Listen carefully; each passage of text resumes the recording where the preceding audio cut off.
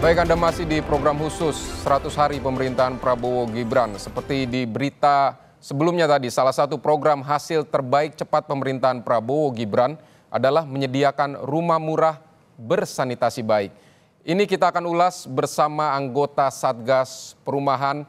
Ada Bang Boni Z. Minang. Bang Boni, terima kasih untuk waktunya di Kompas TV hari ini. Bang Boni, soal target rumah yang bersanitasi baik untuk masyarakat ini, targetnya berapa sebenarnya? Sampai tahun berapa dan tahun ini akan diwujudkan berapa? Target rumah untuk? Untuk program di Quick Win. Kalau Quick Win kita kan untuk pengentasan kemiskinan ya. Jadi kita ada 3 masalah ini. Untuk pengentasan kemiskinan yang kita usulkan itu ke Kementerian Keuangan adalah 3 juta untuk di desa-desa. Ya, untuk rakyat miskin yang kriterianya akan ditentukan dan diumumkan nanti. Nah, kedua kita ada FLPP, itu kita naikkan dari 200.000, rencana kita naikkan ke 300.000. Masih bersifat kita usulkan. Nanti keputusannya nanti berapa yang disetujui itu yang kita pakai. Ya kan? Ini kan anggaran di bulan Maret ini. Nah, ketiga adalah untuk melakukan renovasi dan melakukan perbaikan dalam sanitasi. Itu juga sifatnya usulan. Ya. Jadi 3 juta rumah ini untuk tahun ini atau seperti apa? Ya, tahun ini. Tahun ini akan diwujudkan 3 juta rumah? Ya, persis. Baik, ini lokasi-lokasinya sudah ditentukan atau seperti apa? Kalau lokasinya itu jelas untuk pedesaan. Kan disebut 1 juta itu adalah di desa, pesisir, dan perkotaan. Namun di perkotaan itu kita tidak bicara landed ya. Kita bicara high rise, rusunawa dan rusunami. Nah, dalam high rise itu ini sudah kebantu nih. Baik. Dengan investor dari Qatar. Jadi kita sudah tidak dengan APBN. Jadi dia akan bangun 1 juta unit itu dalam kurun waktu 5 tahun. Yang buat high rise itu ya. Jadi 1 juta di pesisir, 1 juta di desa. Dari 1 juta program kita sudah ambil sebagian. Baik. Mungkin nanti buat kota kembali, yang miskin yang gratis. Karena kalau kita bilang Pak Prabowo ini kan program pengentasan kemiskinan. Jadi kalau di kota juga kan mungkin ada yang kriterianya juga akan nanti masuk, dia bisa mendapatkan itu. Baik, tapi dari Satgas Perumahan tadi kalau bicara lokasi, ini sampai saat ini sudah punya gambaran. Misalnya di desa lokasinya di sini atau di perkotaan, di kawasan yang sudah ada saat ini dan tinggal dibangun atau seperti apa? Iya kan kalau kita sekarang bicara ya, kita bicarakan aja buat di desa itu kan kalau kita bicara 3 juta atau 2 juta di desa ya. 2 juta di desa itu katakan kalau kita bagi itu dalam 75.000 desa, itu kan per desanya 26 unit rumah. Jadi kalau ditanya sekarang lokasinya di mana? Ya di desa. Nah itu akan tersebar karena program ini kan desentralisasi ekonomi. Jadi per desa itu 26 unit rumah kurang lebih gitu. Nah 26 unit rumah ini banyak yang masih belum paham. Makanya waktu itu ada pemikiran, wah kita coba lihat dengan bank tanah. Saya rasa tidak perlu ya. Tanah itu available kok. Karena untuk tanah 70 meter dengan bangunan 36, kalau 26 itu cukup. Tidak akan lebih dari 3.000 meter per desa. Nah ini kan pemerintah mengharapkan adanya keterlibatan masyarakat, dia bisa menjual tanahnya 3.000 meter, ya kan. Nah nanti mereka bisa mendapatkan uang gitu. Jadi kalau buat lokasi sudah jelas itu. Sekarang berapa 75.000 desa seluruh Indonesia, itulah di situ nanti. Baik, Bang Boni, terima kasih, kita tahan sebentar, nanti kita akan lanjutkan dialognya usai jeda. Saudara, program khusus 100 hari pemerintahan Prabowo Gibran akan segera kembali.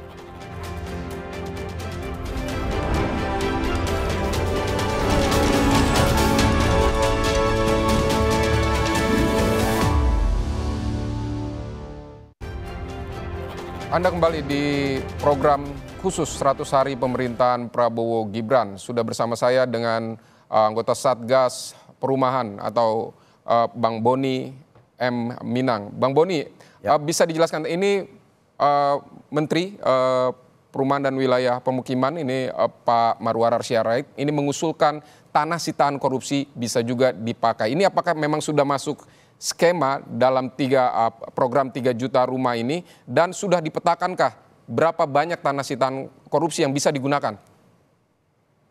Ini baru wacana ya, ini alternatif.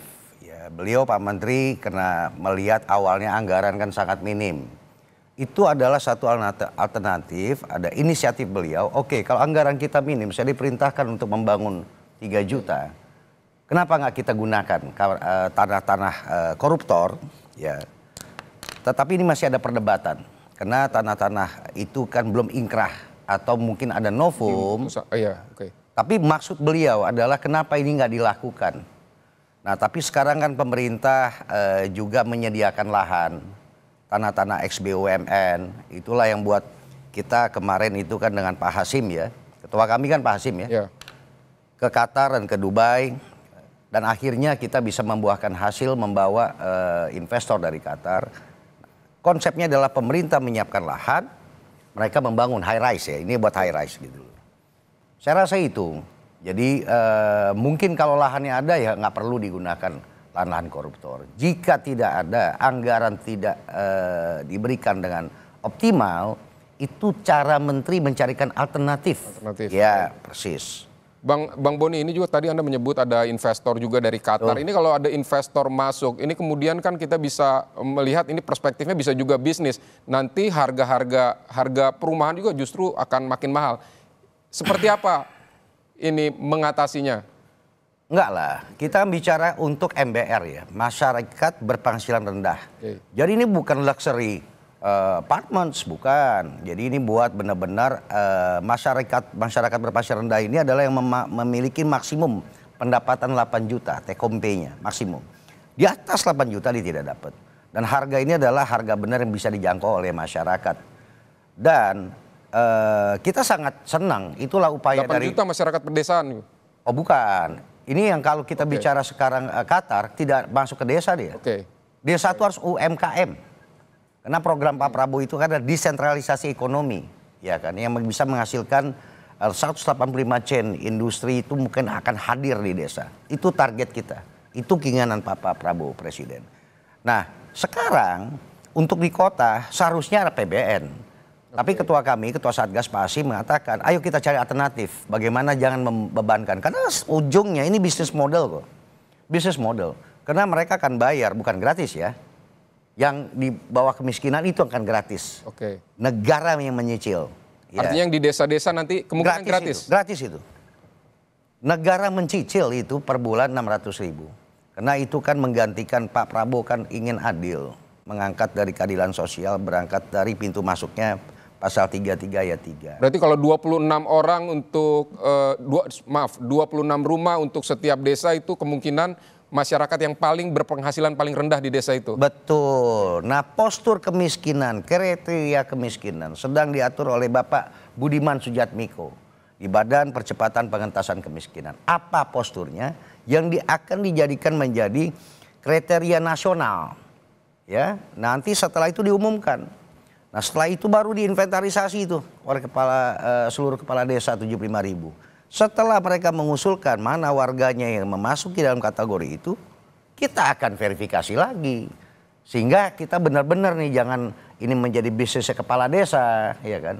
Itu Pak Prabowo akan melibatkan Babinsa. Pak, ini membangun rumah baru atau memperbaiki? Baru.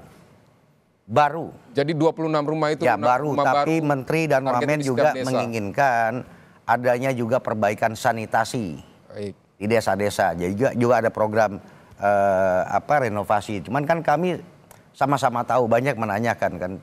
Kita masih menunggu nih berapa anggaran yang disetujui. Anggaran yang diminta berapa?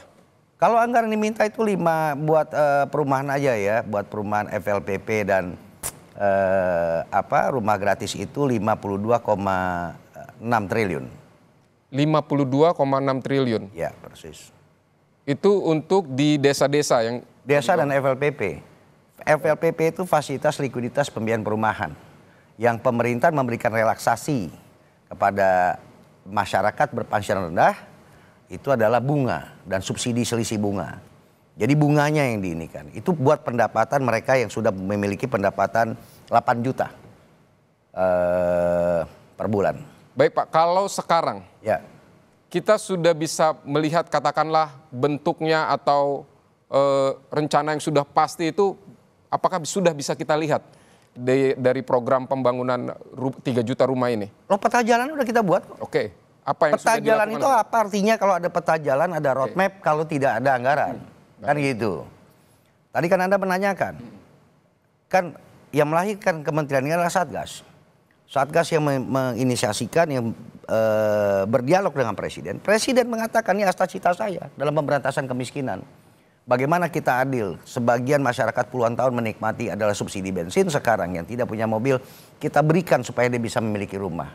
Dengan dia memiliki rumah, kita akan menurunkan angka kemiskinan. Angka kemiskinan turun, inflasi turun, melaju investasi kan masuk. Roda ekonomi desa bergerak. Inilah program desentralisasi ekonomi.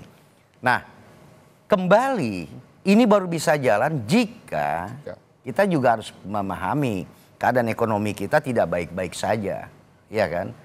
Berapa yang akan disetujui oleh Kementerian Keuangan? Nah, ini yang sudah diusulkan gitu. Jadi kalau memang itu sesuai, ya kita jalankan sesuai dengan peta jalannya.